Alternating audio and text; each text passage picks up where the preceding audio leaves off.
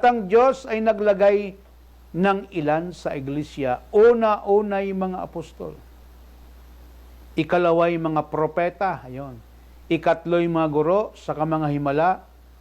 Sa mga kaloob ng pagpapagaling, mga pagtulong, mga pamamahala at iba't ibang mga wika. Malinaw na yun palang tagapagturo ng mga aral ni Kristo, inilagay niya sa kanyang iglesia. At dito natin makikita yung identity, no, ng Truth Church. Mayroon silang apostol na tagapanguna. Purihin ang Panginoon. Ang tunay na mananampalataya, buhay na apostol ang nagtuturo sa kanila.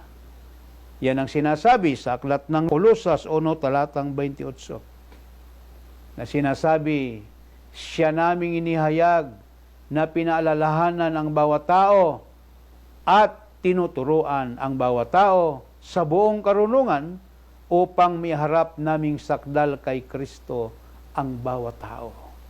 Kaya ang mga tunay, no? Ang mga tunay na mananampalataya, buhay na apostol ang nagtuturo sa kanila. At ang apostol na buhay ay sa iglesia lamang ni Kristo inilagay para pumatnubay sa mga mananampalatayang buhay.